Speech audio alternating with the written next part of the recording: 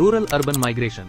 ये वो अमल है जिसमें ज्यादातर नौजवान और वस्ती उम्र के लोग देही इलाकों से शहरों की तरफ जाते हैं।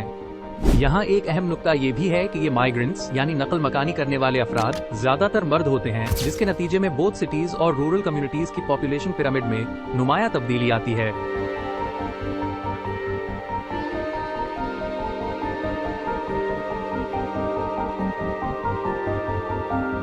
देही इलाकों में एम्प्लॉयमेंट अपॉर्चुनिटीज की कमी होती है और लोग बेहतर मुलाजमतों की तलाश में सिटीज यानी शहरों की जानिब रुख करते हैं।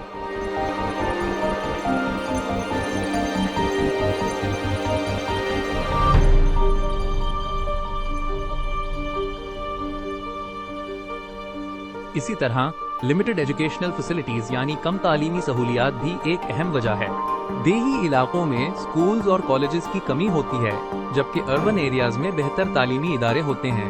इमेजिन करें कि एक तालिब इल्म मॉडर्न एजुकेशन हासिल करने के लिए अपने कस्बे से निकलकर बड़े शहर जाता है, जहां वो क्वालिटी एजुकेशन हासिल कर सके। हम लोग एक ही कमरे में सोते हैं। हमारे पास तो सोने की जगह भी नहीं, कोई ख्वाबों की जगह भी नहीं।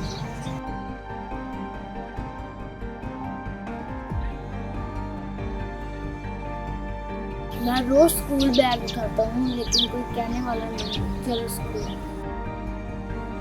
मैं बस लिखना और पढ़ना चाहता हूँ। मैं डॉक्टर नहीं बनना, मैं बस स्कूल जाना।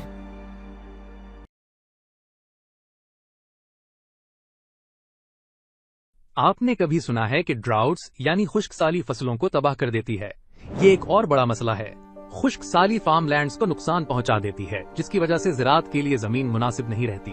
साथ साथ वाटर लॉगिंग एंड सैलिनिटी यानी पानी जमा होना और नमकियात का असर भी फार्म लैंड को नुकसान पहुंचाता है।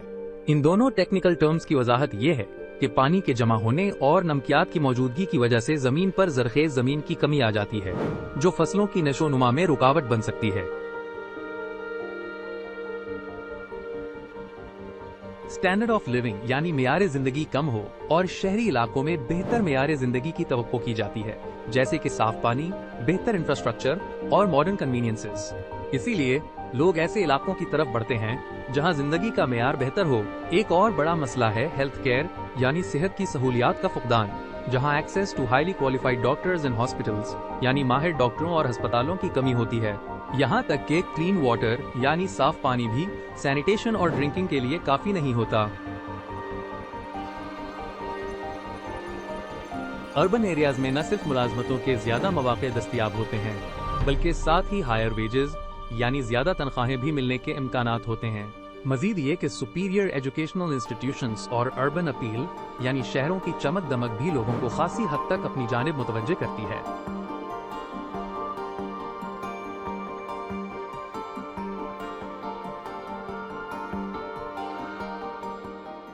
अम्मी के आंसू मेरी नज़र में अब तक हैं। जब मैं अपना ज़मीन छोड़ के आया था तो यूँ लगता था कि सब कुछ ख़त्म हो गया है, लेकिन मुझे जाना पड़ा। बहन की फ़ीस थी, खेत में कुछ बचा ही नहीं था। शहर में आई हैं तो अपने आप को सिर्फ ज़िंदा रखने के लिए आई हैं। ये रिक्शा ही मेरी दुनिया है। सारा दिन धूप में इसको गर्मी में चलाता हूँ, लेकिन यही वो पैसे हैं जो किसी के ख्वाबों को ज़िंदा रखते हैं। लेकिन वहाँ ज़िंदगी थी, यहाँ सिर्फ भाग दौड़ है। ये शहर बहुत अजीब है, ये सब कुछ देता है लेकिन दिल में खालीपन छोड़ देता है। लेकिन फिर भी उम्मीद नहीं छोड़नी चाहिए। जब अर्बन पॉपुलेशन बढ़ती है तो इकोनॉमी पर बर्डन भी बढ़ता है, जैसे कि इलेक्ट्रिसिटी, वाटर, गैस, कम्युनिकेशन वगैरह की इंक्रीज डिमांड होती है। इसका मतलब है कि बुनियादी खिदमात की जरूरत में इजाफा होता है, जैसे कि बिजली और पानी की सप्लाई को बरकरार रखना मुश्किल हो जाता है। और आप सोच सकते हैं कि अगर ये खिदमात सही तरह से ना मिलें तो किस तरह की मुश्किलात पैदा होंगी। साथ ही इंक्रीज्ड पोल्यूशन जैसे एयर पोल्यूशन, वाटर पोल्यूशन और नॉइज पोल्यूशन भी एक अहम मसला बन जाते हैं। ट्रैफिक इश्यूज भी एक बड़ा मसला है, जैसे कि ट्रैफिक जैम्स और एक्सीडेंट्स। मजीद ये कि इंक्रीज इन क्राइम रेट और वायलेंस भी देखने को मिलती है।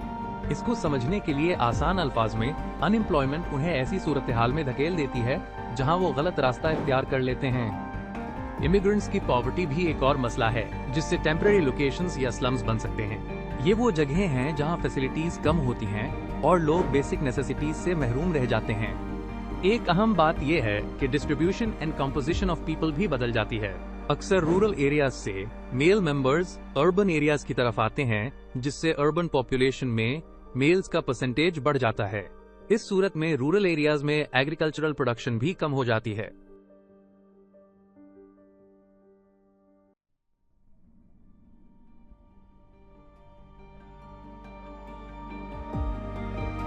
इमिग्रेशन यहाँ मेजर रीजंस में शामिल हैं pursuit of superior educational opportunities, improved employment prospects और हायर इनकम अब्रॉड। मजीद बुराम पॉलिटिकल इंस्टेबिलिटी यानी सियासी बेयकीनी और टेररिज्म का खतरा भी उन वजूहात में शामिल हैं जिनकी बिना पर लोग पाकिस्तान छोड़ने का फैसला करते हैं।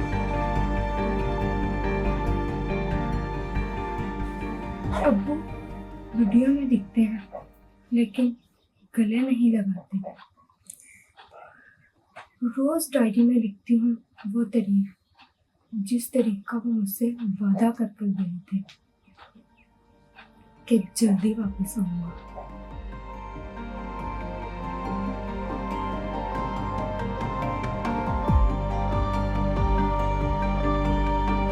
जब इंटरनेट चला जाता है तो उनकी मुस्कुराहट भी चली जाती है।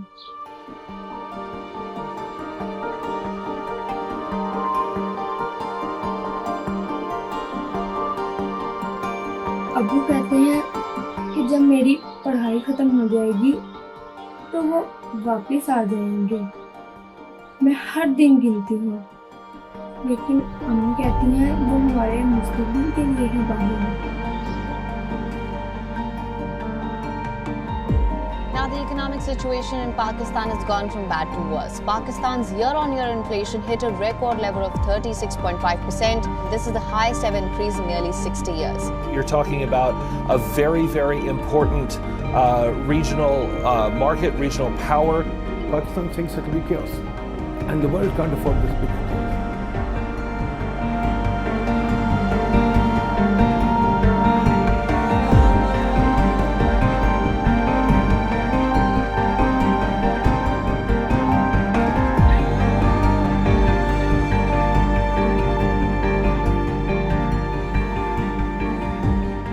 कनाडा में कंफर्ट था, लेकिन ये मिट्टी मेरी जिम्मेदारी है। दिस लैंड रेज्ड मी, अब मेरी बारी है।